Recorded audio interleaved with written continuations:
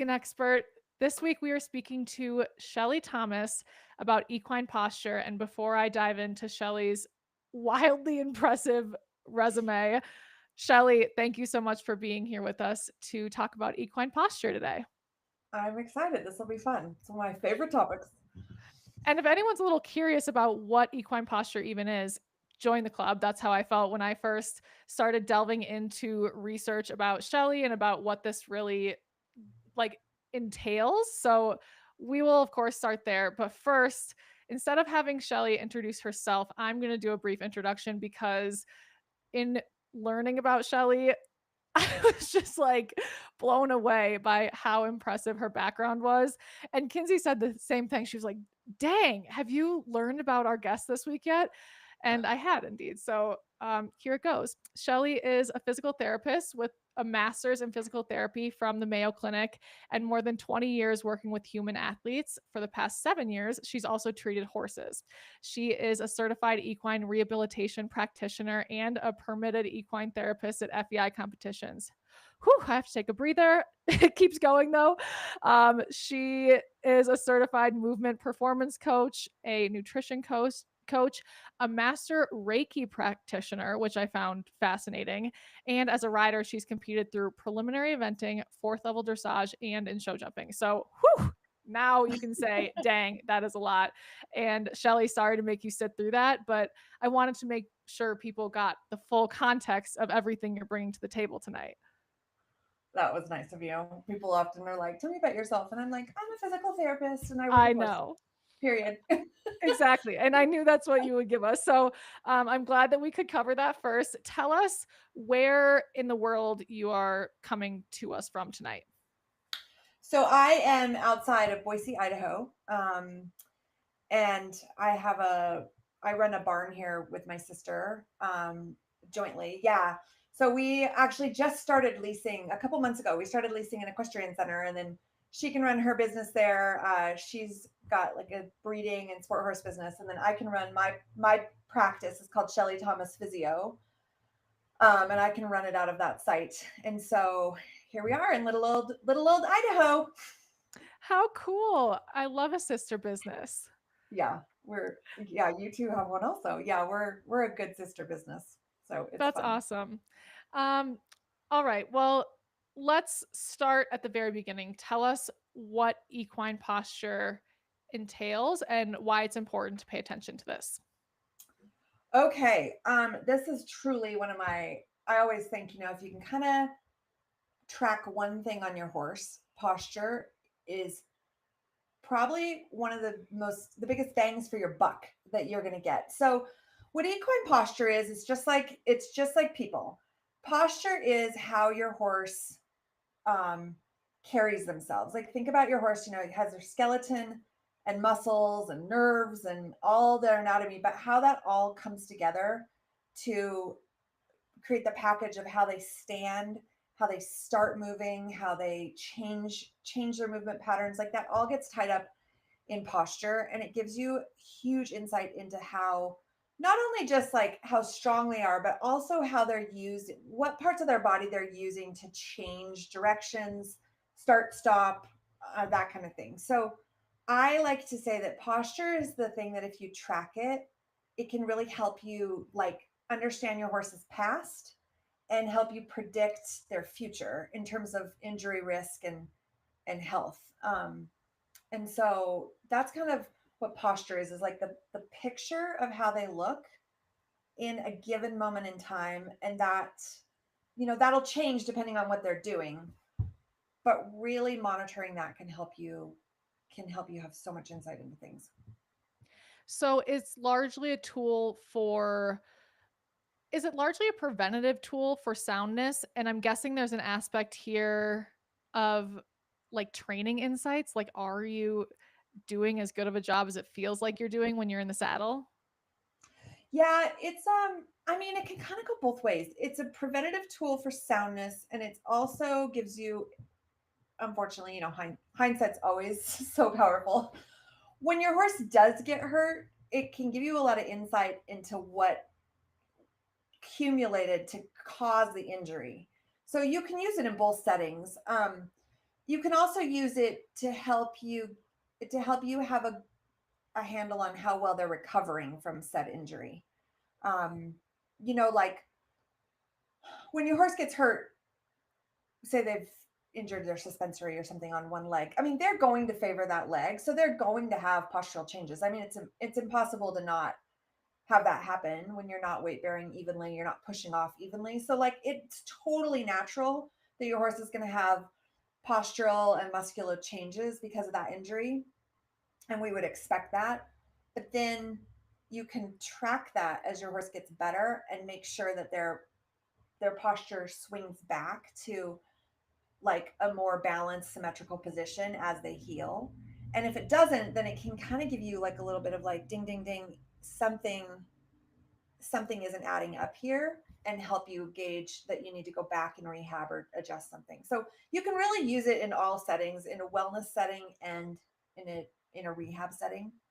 Um, I really do advocate though, if you use it, if you on a regular basis for wellness track your horse's posture, you can probably prevent some injuries, which would That be really makes cool. Yeah. that would be really cool and Yeah. very worthwhile. I Hmm. think the majority of listeners right now are probably thinking to themselves, like they're at square one. So they're thinking, what is my horse's ideal posture? Hmm. And how does that compare to where we're at today? So talk to us about one, what does the ideal posture look like? And I'm purposefully like bugging you with how I'm wording that question. And then let's talk about assessing today's horse that people are looking at. Sure. Okay, so hence the bugging with the question. I think one of the biggest misconceptions about posture is that there is an ideal posture. So you have to really remember that posture is very much relative to your horse's breed, conformation, work, the job they do, their workload, their quality of their training program and fitness program, those kind of things. So I would like, you can think about this with people. Say you've got somebody who they just naturally carry a ton of muscle. They're drawn to sports, like weightlifting, bodybuilding, that kind of stuff, because that's what they're really good at. And then you've got the person who's kind of like that lean glass of water. They're drawn to distance running and things like that. Or, maybe somebody's like drawn to mountain climbing or something. Like I would never expect the how a bodybuilder carries themselves and how a marathon runner carries themselves to be the same because of the genetic and workload background. So one posture isn't good and one posture isn't bad. Posture's like relative to all of that. And our ability to dynamically change our posture, and this is very true for horses, like the ability to have a posture appropriate for the moment in time and have the flexibility and capacity of your system, like for your horse to, when they need to, there are times they need to like kind of motorcycle and push off harder with one leg and then be able to come back to being like symmetrical and in the middle. Those are all postural changes that make complete sense in the moment of time. And so if we start to think about posture as being like one thing, we get really stuck. And then all of a sudden we're in trouble when we do need our horse to like do a sharp corner and dig in and pull out of something. They're like, oh no, I can only like be in the middle and be all balanced and even, and I don't have the capacity to shift like that. So then you'd say, even though their posture is like technically like beautiful, it's not functional. Um, and so I really like, I try my best to not use words like good posture, bad posture, right? And turn it into, is your horse functional for the job they're doing? Is their muscling appropriate for the job? Is their, their how they're pushing off, how they're using themselves, et cetera, et cetera. Like when you get into like some of the Western sports, like sometimes I'll work with like team ropers and things, and they're like, yeah, the horses they only leave the box and gallop on the left lead because that's the way they like move the cow. And I'm like, oh, but your horse would probably be like a better athlete and stuff if we did some things on the right. And they're like, it's not, no, we're not going to take time to do that. So I wouldn't look at that horse and expect it posturally to be even, because I know that the job they're doing Not that it wouldn't benefit the horse to be even, but I get why they're not, So then you're like, yeah, that horse's posture is like appropriate for its sport. That is really interesting, and I love the words functional and appropriate as we're thinking about this. So it's not just a confirmation picture that you can say, "Yeah, my horse is like we checked that box. He's looking great." You have to assess on a much like broader context and broader situation. So it's not just the Mhm. one image, but how your horse is able to function in his entire job. And on that note, I would love for you to tell us, I know that you kind of can categorize posture into static versus dynamic. Mhm. Can you talk to us more about that and talk to us about, as an owner, how we can feel confident that we are assessing the right things? Because like if it was just a confirmation picture, or if that can even be part of Mhm. how we understand this, that would be much easier. So, talk to us about dynamic versus static, and then let's talk about like what an owner can do and start noticing to be understanding their own horse's situation. Okay. Um, Make sure to help me reroute I'm because sorry. that's a really big It was a question. long question. No, it's awesome. Help me like not get lost in that. So let me start with static versus dynamic. So static pot, and they're both equally important. I think when you're assessing your horse. So static is when your horse is still, right? So this is like I walk my horse up, I halt them, and I want to take a snapshot. Literally, I want to take a picture of how they stand, right? That's static. That's just like there's no forces going through them. That's just how they've chosen to hold their body um, without any posing or anything. So that's one way to look at static. And then the other way to look at static is to pose your horse a little bit, like ask him to stand fairly square, and then you can look at him that way. There's benefits to both, and I'll circle back and talk about that. And then dynamic postural snapshots are you want to capture what your horse looks like in motion. And so this can be done. I mean, video is such a great tool, but just literally like put your video up with a tripod or have a friend be your tripod and just start working your horse. You don't have to do anything special. Put them on the lunge line, walk, trot, canter, both directions, just like in a halter or something. Like no training gadgets that are going to frame them up. Ride them, walk, trot, canter. You can look at anything you want, like jumping, um, take off, landing from a jump, how they halt. I mean, all those movements that you go through. And what you're looking for with dynamic is again, you'll take those videos and like freeze frame them, and I'll walk you through this a little bit more organized here in just a second. But you're looking at like how do they like to propel themselves through space? Like when do you constantly see them pop out through their right shoulder? So all your photos and stuff you're taking, you're like, oh yeah, my horse just loves to like tip their head a little bit and push out through that right shoulder. Or they always love to like bring their right hind leg like more underneath them. So it's more in the middle of their belly, and their left one's always kind of more on the side of their belly. Like you're trying to look for how they hold their body to like change between movement patterns and see if you see any patterns. So that's dynamic, is when you're like taking your video, you're freeze framing it, and then analyzing it. Static is literally like they're just hanging out, they're still. Um, so that's kind of the differences between the two. And then we wanted to touch on how an owner knows what to pay attention to. Yeah, so I'm curious, and I wonder if it would even help to for us to look at examples together, but I'm curious, when we spoke earlier, you were talking Mhm. about like when a horse first transitions and how Yeah. that can give you some insight into their Hmm. posture and more of that dynamic posture.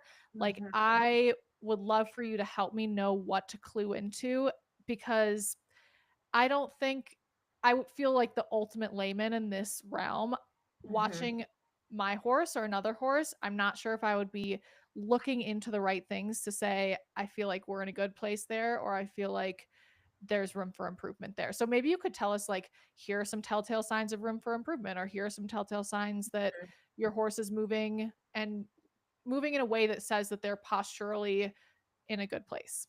Yeah, absolutely. So let's start with static. Because that's a really good place to train your eyes when you just literally are just your horse is just hanging out, standing there. And you want to be able to look at your horse and be like, I think they look like their body can be functional and appropriate for the job I'm about asking them to do. Like how do you get to that place? And so, and honestly, it's easiest if you take pictures of your horse because then you can come in and really stare at a photo because a horse is obviously a living being. They're not going to like stand perfectly still for as long of time as you need. And there is so much value to taking your um, photo and then using the tool on your camera so you can draw lines on it. I can't tell you how many times, like, it's funny, I always analyze everybody else's posture better than I analyze my own horse, right? Because you're better with like with your own stuff. You're like, oh yeah, they're fine. And then when I actually take the time to draw my lines and stuff, I'm like, oh, when did that happen? So with static, if you just halt your horse and take photos of them from the right side, the left side, the front, the back. They don't have to be anything fancy. And I used to spend a whole bunch of time posing horses. Like I'd be like, they've got to stand square and this and that. And then I realized, I don't know why, it took me a long time to have this very basic epiphany that people are probably going to be like, of course. I realized that like, why am I forcing a horse to stand in a way they don't normally stand? Like that doesn't, what I want to see about their posture is how they normally carry themselves and how they prefer to stand. So I have to say these last couple of years I've saved myself so much time because I don't pose horses very much. I'll walk them up in halts and maybe I'll do like a few repeated walk halts because I want to make sure like I'm not influencing the timing of the halt. I let the horse kind of drift to where they want to be and then I'll give them a few minutes to kind of adjust themselves and get to where they seem like they're settled. And that's where I'll take these photos from. Um, the only time I'll influence them is if they're like resting a hind leg, I will try to get them to weight bear just so that I I can see they're muscling a little bit more. But if I am working with a horse, say that I'm influencing them, I'm like trying to get them to stand on a hind leg, and the second I stop bugging them, they cock a leg again. You'll see that all the time. Like they'll rest a leg and then you bug them and then they'll weight bear. And then the minute you walk away, they rest a hind leg. And this goes on for a while. I'm like, okay, I've just asked them to do this 8 times and 8 times they've done it. And then the minute I'm not paying attention, I'm like, oh, then that's their posture. Their posture is they like to stand with a leg cocked, which does tell you a little bit about like their system and that they don't love weight bearing on, whichever leg that is. So then you can take these photos and there's some really cool tools on your phone. Like iPhone has a ruler function. Android has something very similar where you can start to draw lines and there's not like what's important with postural evaluation, honestly, is that you're consistent from time to time. So don't get too obsessed with like, is my line in the most perfect place? It's is my line consistent? Like when I'm going to look at my horse again in a month or 2 or 3 months, was I consistent with how I looked at them before? Because that's where the beauty of like a postural evaluation comes in, is watching your horse over time, seeing if they're staying the same, losing ground, or like maybe getting more square, beefier muscles or something. So it doesn't you do not have to be perfect with this at all, but take your photo and then I actually have a tool on my website people can download it. I'll show you the lines that I like to draw. So I like to draw like from their withers to top of their withers to the top of their like butt, top of their sacrum. And you're just looking like, is that line uphill, downhill, is it level? A lot of this is confirmation. Some horses are built uphill, downhill, level, but it does give you insight. And then What I'm really looking at is in that line as their back slopes down, like how big a space is that, right? Because that's more of a posture thing. Like if you're up or down, if your horse is downhill or uphill, that to a certain extent is confirmation. Although if they use their shoulders and lift themselves up, they'll be more level over time. But that dip in their back, you're like, as they get stronger core muscles and just naturally start to lift their back up, that's going to like get less and less and less over time. So that's one line that's great. Another line that's really great is looking at how they stand. Do they like to stand kind of like a goat on a rock, where they've got their front feet underneath them and their hind feet underneath them and they're kind of narrow? Do they like to stand with everything spread out? Or if I draw lines, are those lines like fairly perpendicular to the ground, going down through their front and hind legs because they're really underneath themselves? That tells you a lot about your horse. And again, you trend it over time. Is your goat on a rock spreading out? Is your like camped horse coming together, right? And you can just kind Totally. of play this game with your photos of pick a couple key lines. You don't have to do a million, just a couple key lines and just say, okay, I'm going to, I'm going to consistently work with my horse. I'm going to do some exercises and then I'm going to look at him again in like 6 or 8 weeks and see if this has changed. I love that, and I love that you are stressing that it doesn't have to be perfect or scientific, that it's about consistency and, like, I love that your horse doesn't have to be standing in the exact perfect square halt like you would on a confirmation photo, because any of this can cause inertia to doing it at all, and doing it at all is the important part, Mm-hmm. and Yes, the absolutely. worksheet that you are talking about, I have in front of me right now. I highly encourage everyone to download this. Like Shelley said, it's on our website. All you do is put your email in, click submit, and then the worksheet pops up. And all of the lines are shown there that Shelley uses. And that really helps to visualize what we're talking about here and give you inspiration in terms of like what you might want to track for your own horse. But it makes it just feel very accessible. And Mhm. here you have three different views. You have a side view, a view straight on looking at the horse's shoulder, and then a view straight on from the back, and Mhm. lines in each of those images. And I think that makes perfect sense as a great place to start. But like one of my favorite things to say is perfect is the enemy of good. And so, I mean, I think that you touched on it. Like tracking your horse's posture will really help you manage your program with them. It will help you understand how they're carrying themselves, if you're muscling, if you're adding muscle, if if you're not adding muscle, if things are like actually impacting how they are standing the 23 hours a day that you're not with them, right? But I mean, I think I have 9 lines I track, but don't don't get too worried about that. Like you could pick one or two things.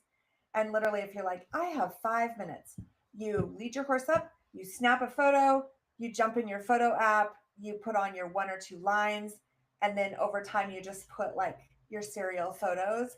And I love, it's really great if you get, say you do this every 8 weeks with your horse, then you can put them on a wall and you just are looking for trend lines. Like you're just like, oh, look, their back is coming up. Great. I'm on a really good track. Or ooh, they're getting actually more saggy. Okay. Then maybe I need to like do something different. And then also sometimes you go, oh, I've been in a huge work project and I haven't even been able to work with them. And so they're losing muscle, which is totally fine. Like our bodies are designed to gain muscle, lose muscle, get stiff, become flexible. Like we are dynamic organisms. So it will change over time, but definitely don't let perfect be the enemy of good. Um, just take a picture and start to look at your horse consistently over time, and you'll notice stuff. And when people are in like a phase where they are putting in work, maybe they're gearing up for show season or they're in show season and they can see progress between those photos, I feel like that would be so motivating. And we don't get a whole lot of feedback beyond going to a show and hearing a judge's Yeah. thoughts or yeah, I mean that's really it a lot of the times. So to be Mm-hmm. able to see that Mm-hmm. you're doing something good with your horse, it's actually when we talk to Ride IQ members, it's a pattern that we hear over and over is I want to be able to see progress. It's really hard to see it without knowing what it was 8 weeks ago. Right. Right. Exactly. And so, getting in the habit of just like snapping a photo. And the reason I say 8 weeks, I mean, you can do this like every 8-ish weeks, but don't rush too fast, because actually to get changes in the fascial system and muscle changes and stuff that are legit, that are, they truly are going to hold over time, you have to give that change like, um, really muscling takes a minimum of 12 to 16 weeks to build and change some of your neural, like changing how your horse activates their nervous system and then how their fascia works. That's going to change a little faster, but you might get a little bit frustrated if you do this every single month, because you're going to be like, oh, they don't look that different. So definitely, we're all busy people anyway, so you have permission to spread this out. I love it. Yeah, that's great. Do less, guys. Yeah, um, do less, but put them up. And then, I mean, I guess let me just touch on the dynamic stuff. So then the dynamic is very, very similar. Like, you're going to take some videos and then you're going to freeze frame key moments, because, and the key moments that I would look at is right as your horse changes. Like, say you're walking and you ask for a trot transition, freeze frame the camera as your horse is going into the transition, because how a horse initiates movement, that's that dynamic posture piece that you're wanting to track, because that's what tells the story of like kind of our motor planning and our health of how we move our body, is how we change something. So, a lot of times a horse will get trotting, and we as a rider can have a lot, or even as a ground person, we can have a ton of influence on them. I can wiggle the lunge line. I can add some outside rein, use a little inside leg. I can shift myself in the saddle, and suddenly my horse looks a lot better. That's good, and that's training, because you're teaching your horse how to use their body. That's not quite the same as postural insight, because the postural insight is how do they want to use their body. And so then again, in the name of simplicity, and perfect is the enemy of good, you're going to take that snapshot and then put it in your little phone app and draw some lines and look at, like, do they like to swing their hind leg more underneath themselves? Do they like to tilt their head? Do they pop a shoulder out? And then every couple months, try to take a photo. You're never going to get the exact same photo, but try to take a video and then freeze it in roughly the same place, and just see if your horse is becoming more balanced, less balanced, or staying the same. And then that's going to give you some insight into your training program. and the weaknesses that you see when the horse is initiating some sort of change in their movement, a transition, Mhm. are they usually the result of lack of strength? Like, this isn't, is it usually something where you can see, like, there's a lack of strength here because I see X, Y, or Z, and therefore I'm going to come up with exercises that target that specific part of Right. my horse and Right. try to build strength there, and then he should naturally be able to move in a better way into that transition. Um, well, yeah, yes and no. So if you're looking at the movement without a rider on, usually the issue is, it can be lack of strength, but you always have to look at hoof angles. So hoof angles have a tremendous influence on posture, how your horse carries themselves and how they move. So, and how they like push into things, right? So I always, that actually should be like your first go-to, is to make sure your horse's feet are balanced. If their feet are imbalanced, you can do all the exercises in all the world, and you're not going to be able to influence, the fact that maybe they tend to collapse out on the outside edge of their foot, because when they push off, and if the inside of their foot is higher than their outside, and I push off, I'm going to roll to my outside. Like, it doesn't matter how many carrot stretches you do, right? And so always look at hoof angles as your primary influencer. And then when you're looking at your how your horse moves, like with groundwork, and there's zero influence of tack, right? Then you can ask yourself, is it a range of motion issue? Like, does my horse look, are they shorter in their left front because they literally don't have the capacity to move that leg? And you can, you always can go into the barn and lift your horse's legs up and move them around and see, do they feel kind of the same? If they do, then it might be a strength issue. So is it that they have the movement that they need, but they're not strong enough to propel it? Or is it because their body feels stickier on that side? And so if their body feels like stickier and you think, gosh, I just literally don't think that their shoulder can move as well, that's where body work and like some manual therapy from a good therapist can really come into play. They A person who like has some knowledge of what to do can really impact the fascia system, the mobility of the joints, kind of put everything like back in a better balance so that then your exercise program is really primed to work. If you move your horse around and you're like, I really think this is a legit strength issue, then you can jump straight to the exercises. Now, when you look at a horse that has tack on, so feet are really important, and then you have to say, does the tack fit?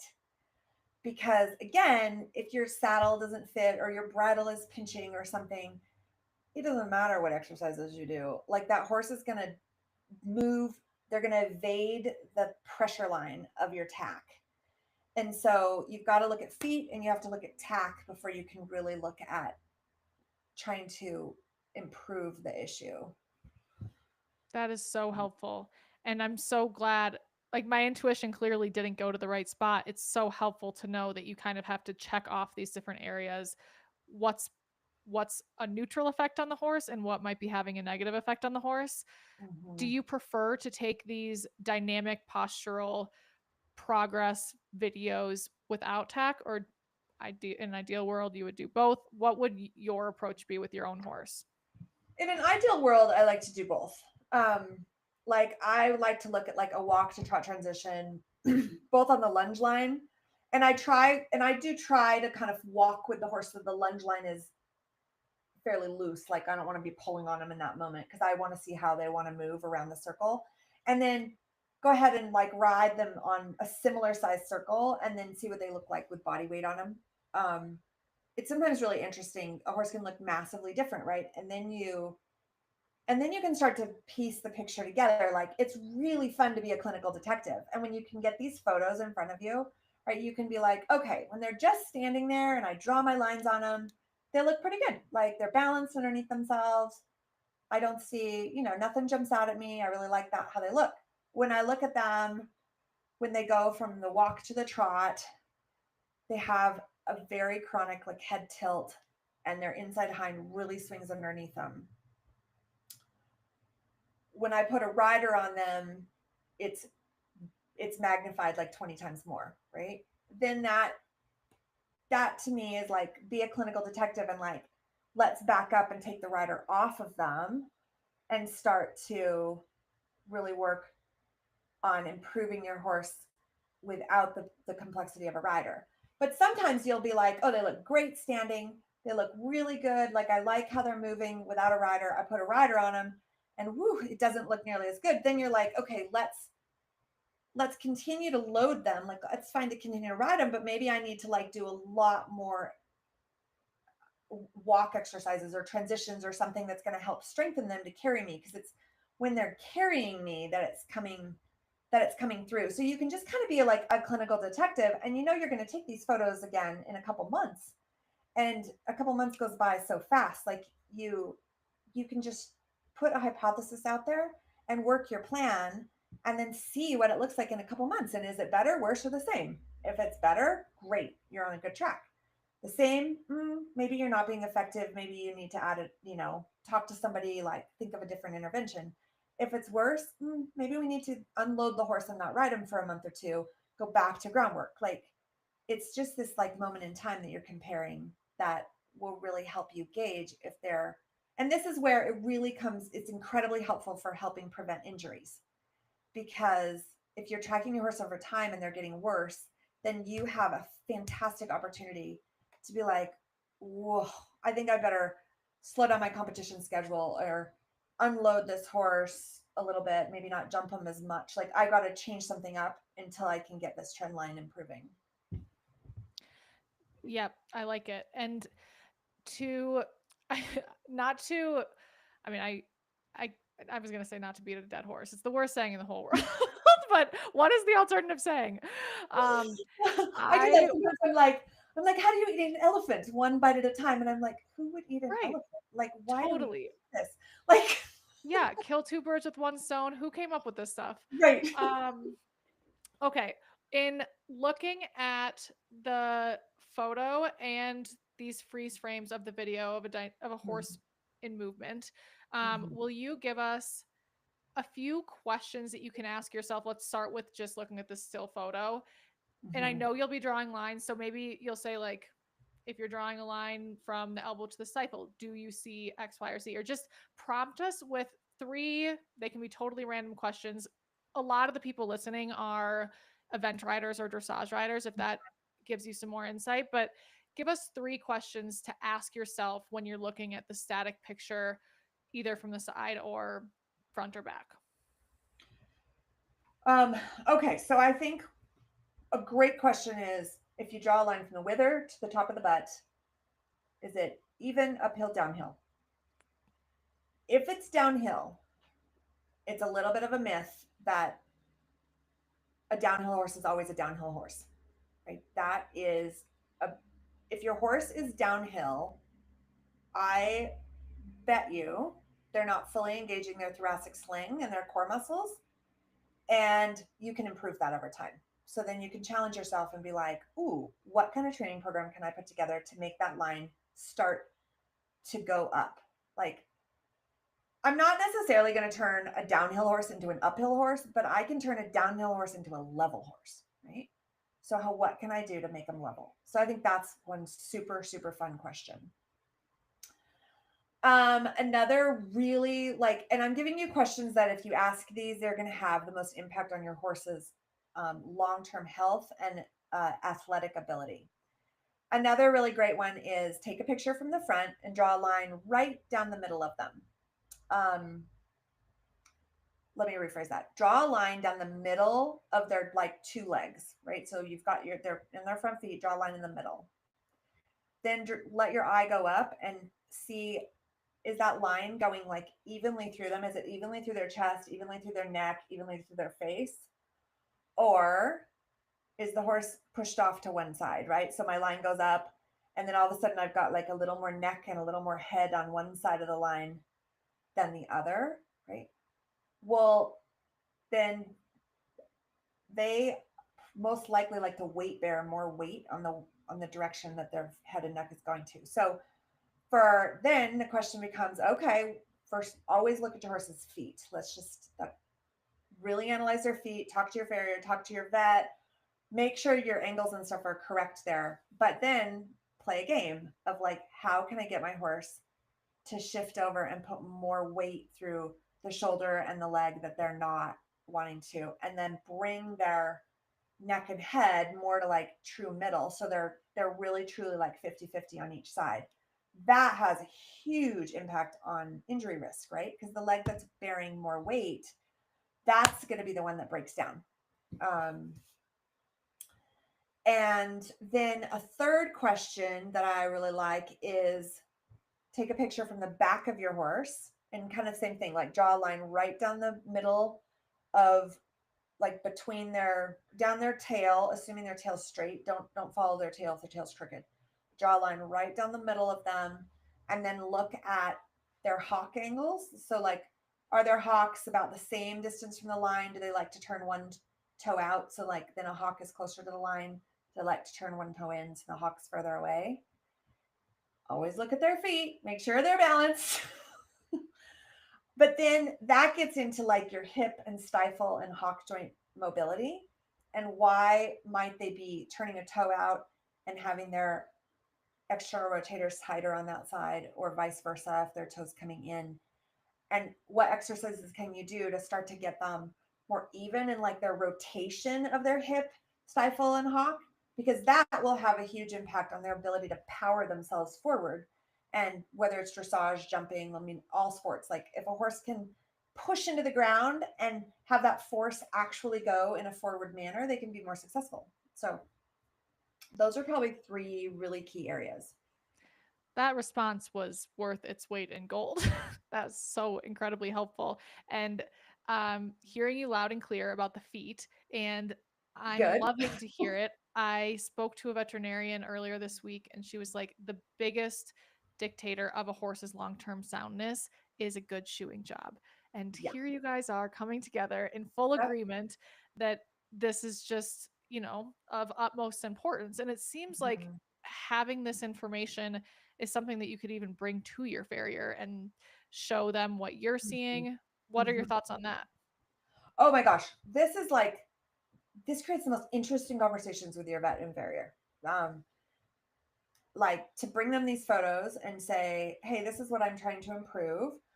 I'm coming up with like a training program and some exercises, but do you see any physical or veterinary or medical reason like that do you see anything I need to address first before I dive into, doing 1,000 leg yields is going to help my horse, right? Yeah.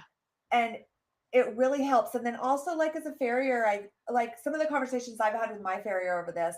They'll be like, "Oh wow, I've never really looked at their hocks that way. Like, let me really look at the balance of their hind feet, or so on and so forth." Not that I mean, a great farrier always looks at their balance anyway, but I mean, the reality of it is we're no matter what your job is, like we all are very busy, and if the horses are going really well and you're kind of on a roll with them, I just think that you don't always pause, even the best farriers, right? Yeah. Like, so then to have a picture and a conversation just really helps everybody take a breath and go, oh, yeah, like maybe we could play with a different kinds of shoe, or we could play with like going barefoot for a little while. Like, what does it look like if we take the shoes off and we let the horse roll over their foot the way they want to, or so on and so forth? Not all horses can go barefoot. I'm not pro barefoot. I'm not pro shoeing. You have to look at the Yep. situation.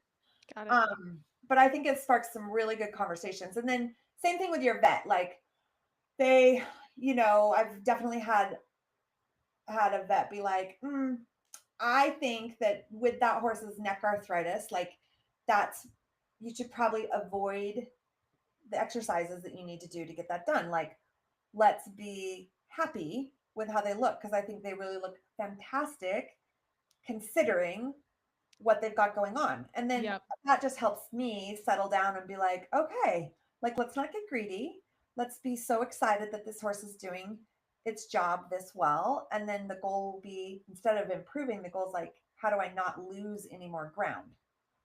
And that then my pictures are, can I hold this frame that they're in? Because this is really good considering what's going on. So yeah, they're fun.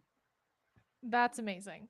Okay, let's do the same thing for 3 questions you'd ask yourself about those freeze frames that you're doing. And are you doing like pause, play, pause, play, pause, play on that transition? Or are you literally freeze framing the first moment that the change in gait is happening? I'm freeze framing the first moment. Okay. Um, Again, a little bit like your pictures, the consistency is the most important over time. So I like to pick a cycle in the gait that I freeze frame, So I'm like, okay, if my horse is on a left circle and I've got the video, I'm going to freeze frame that moment that their left hind is at its most forward position and is about to hit the ground. That becomes my point of view that I freeze frame consistently every couple months. Um, as long as you just pick a thing, it doesn't have to be almost any position is insightful. And so you just have to have your plan and then work your plan. And so that you can compare your horse. Don't get too caught up in like that there's a best way. I could literally line up 10 physical therapists that do this and that will probably tell you 15 ways to do it. Like and everybody gets results. Everybody's like, my clients improve. And because you don't get stuck on like that Yeah, there's one way. because you're all working on it. Because you're all working on it. Exactly. So I would say, okay, for your dynamic, one, Three really big bangs for your buck. Do repeated walk halt transitions. So you're on a straight line and you're videoing your horse walking away from you, and have somebody walk halt, not like every 5 steps, but be random about it. Like sometimes it's in the third step, sometimes it's on the fourth, sometimes, and get like 10 repeated walk halts, and then take the pictures of when they've halted, take a couple screenshots of when they halt, and see if there's a pattern to which leg they have forward and which leg they have back. That's going to tell you which leg they prefer to weight bear on, or which leg they prefer to unweight bear on. You could have a conversation about that either way, right? So I think that's a really, really good dynamic one. Another great dynamic one is um, walk to trot on a circle. You're going to do this to the right and the left. But look at how your horse, when you ask him to trot, take that photo, like I just said, when the inside hind leg is at its most forward point, snap, like freeze frame and take a screenshot. And then compare your right and left. And does the horse look about the same? Right? Like, It's a fun one. yeah, we're looking for, like, we have to remember with genetics, like I might really like to step far under myself, and as a horse I might like to step kind of in and push off. But if I'm the same both directions, then I can make an argument that that's just them, right? They're even both directions. I don't have a force problem where I'm like, ooh, one leg is taking a lot more strain or whatever. That's just like probably how their hips wired into the socket of their pelvis, and like how things are swinging. But when I compare right and left, if I'm like, oh, wow, on the right side, they step forward, they get really far forward, and they're kind of nicely in line with that front leg, mostly, and they push. But the left, the step is 6 inches shorter and they massively swing in.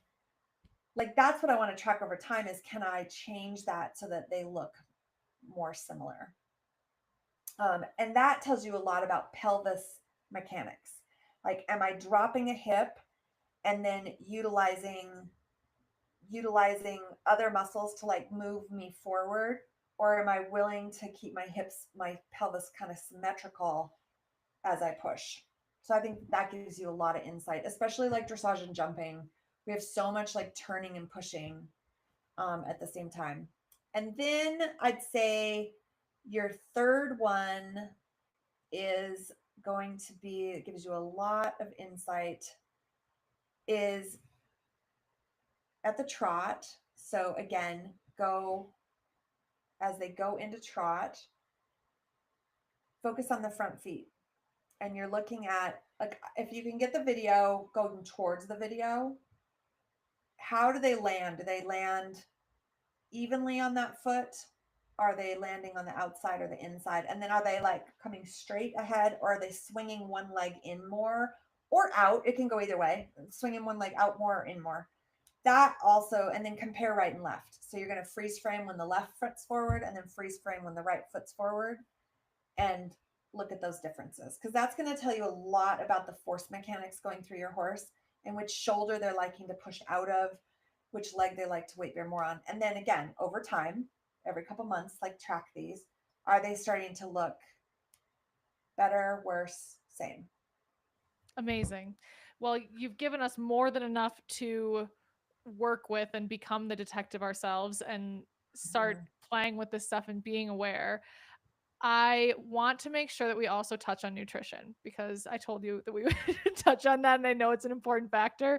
So tell us how nutrition plays into this, and when one might be like, my nutrition program is something I need to adjust, or if it's just like make sure that you have a good one.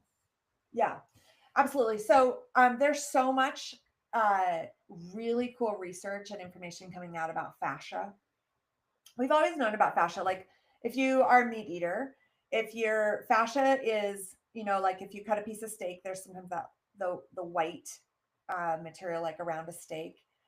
Um, that's fascia. Think about fascia as, and as almost like my muscles are wrapped in a plastic wrap, right? And I have this plastic wrap like throughout my body. And we're understanding now through this thing called tensegrity that that's a little bit how we all work. Like the marionette doll of our skeleton has muscles firing, but it's not just like one muscle firing and then another. It's through this basically like plastic wrap system that when one muscle fires, it puts tension on other pieces and parts of the body. And then those muscles will fire accordingly to balance us out. So that's how like I can stand on top of my chair and jump down and land and not just like completely collapse because my brain doesn't need to tell 60 muscles to fire at the same time. Instead, like this plastic wrap tensegrity system catches me and then tightens up some places and loosens up some places, and then the muscles fire and it keeps my skeleton organized. And so your horse is the same way, but you can't out train a bad diet. If your horse doesn't have the nutrients they need to have a healthy fascial system, then they're not the impact of your training and stuff isn't going to be able to translate into those really nice postural changes. Because the whole system is talking to each other all the time. But if your fascia, like if you don't have a good diet for your horse, that fascia is going to be weaker than it should be. And so, something that happens over here and it needs to do like the telephone call way down the line, that's not going to reach down the line as effectively. And so all the effort of your work just isn't going to show through. So it's a little bit like the feet thing. Always assess your horse's feet, and then always assess your horse's diet when you're like, oh gosh, like just think posturally. Like my horse isn't. They're not lifting their sling up enough. Like they're not. They're really down in their withers, and I've got to get them to come up. What exercises can I do? I mean, the step ahead of that, maybe 5 steps ahead of that, is am I feeding them correctly? Like, do they have all the micronutrients they need? Do they have the amino acids they need? Is their calorie content correct for their workload? Um, do they have enough hydration? Because if you don't have that stage set, then your changes just aren't going to be effective. Yeah, that makes a lot of sense. And I love that you're just giving us the tools to like make our horse resilient, make our horse resilient to whatever we put in front of them. Um, and set them us up for success. And you mentioned at the beginning, potentially we could prevent soundness issues here. And I mean, Mhm. to me, I feel like doing this work, it makes so much sense that we can feel as owners like we're doing everything we can to set our horses up for success and to prevent those issues. Obviously, there's freak accidents, but giving them Yeah. as much of a chance as they can to sustain everything we're asking them to sustain in their workload.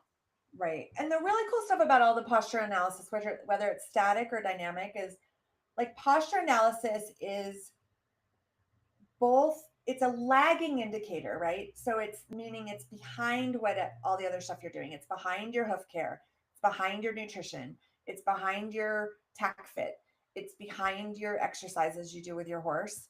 And so it's such a good way to be like, are all these interventions I'm doing, are all these team members I'm working with making a difference? And then the cool thing about it is it's also a leading indicator of, can I predict how my horse is going to get hurt? Right? There's always trauma. Like it's not like there's kind of two kinds of injuries. Like we've got injuries that come out of repetitive stress, and we have injuries that come out of trauma.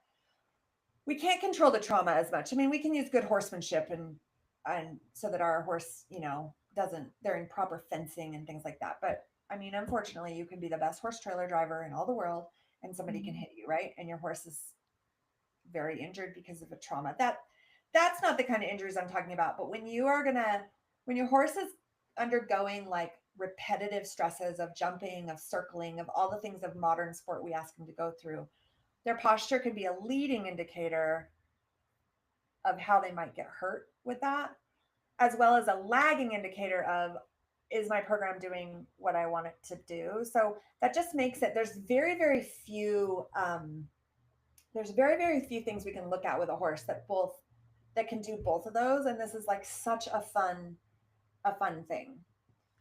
That is so cool. You have made this fun for me. I feel it like what a cool and empowering topic. Um, and you describe it so well. So thank you. I know we mentioned the worksheet that you have on your website. Remind me what your website is and then tell us where else people can find you. And I know you take virtual clients, so I would love for you to open that door too. Oh, sure. So my website is Shelley Thomas Physio, and it's Shelley with an EY. So ShelleyThomasPhysio.com. On Instagram, I'm Shelley Thomas underscore equine physio. I think on Facebook, I'm just Shelley Thomas Physio. Um, and yes, I take in person and virtual clients. So virtual clients is fun. You send me videos and and some photos. Like I have a little worksheet I send you, like send the following, and then we'll help you. We'll work together to do a posture analysis of your horse, and then come up with a plan. Like let's talk to the farrier. Let's get a saddle fitting consultation. Like let's look at their bit, et cetera, et cetera. And then let's ultimately create an exercise program. Like sometimes our virtual consultations go on for a while because I'm like, go do this homework and then come back, and then we'll like add another piece to the system. Um, but then the idea is that you would like have a really good baseline on your horse, and then you could repeat that either with my help, or hopefully I'm teaching you the skills you need to start to do this yourself, because that's the most powerful piece, is if you really start to understand it, right? Like you have a team of people, hopefully, that you work with your horse. And it's really nice to be able to snap a photo, draw some lines, and be like, yes, I think I'm on the right track. Or, ooh, something ain't right. And I'm going to make some phone calls, right? So that's the tools that I hope everybody walks away with. Awesome. But yeah, that's where you find me online. That's where you find me on my website, and so on and so forth. Amazing. Well, that is really cool. And it sounds like it would be fun to tackle this as a team with your help. So if anybody listening does end up doing that, please let us know because I would love to hear about it and get to learn what you're learning. But Shelly, thank you so much. You made this just a totally value packed hour. And I really appreciate you sharing your expertise with us. Great. Thank you so much. I love Red IQ. It's so Oh, fun. good. Here's my well, this isn't really a funny story, but how I found Red IQ is my sister, my sister and I often ride and train horses together. And like 3 years ago, she had a no big deal fall off her horse. It was like no big deal. And she shattered her knee. Oh, God. It was horrible. 5 surgeries later, she's doing fine now. But there was like this 2 year period of going through all that. Anyway, I had like our barn kind of to myself, and I had these 4 horses I was training. I was spending, I can't tell you how many times I was in the ring by myself. I'm like, here I am in the arena by myself. This is a lot of alone time. Like I've talked to the horses. I'm like, let's do some more circles. Okay, let's go for a ride in the field. Finally, I'm like, I've got to like have something to listen to. And then somebody told me, oh, you should totally get Ride IQ. You'll love it. Oh my gosh, you guys like saved me. I was like, oh my gosh, I've got these friends in the arena now. And That this is isn't like so amazing. terrible. Oh, that's so cool and so relatable, man. I think that a majority of people that we talk to feel the same. Like they're just like, I'm at the barn alone. The talking to myself thing we hear all the all the time, and the coaches really do become your friends. Yes, I have to remind myself I don't. They don't know me as well as I think I know them. right, right. Um, but that is so cool. I didn't know that you had ride IQ. That is Yeah, flattering. That's awesome. And now yeah. here you are. Here I am. They can, So everyone can listen to you in their alone time now. yes, well, thank you for such a great product. It really is fantastic. It's awesome. Oh, I'm so glad. That is really nice. Well, what a great note to end on. This was a treat. Shelly, thank you. Thank you to everyone for listening, and we'll see you next week. Bye, guys.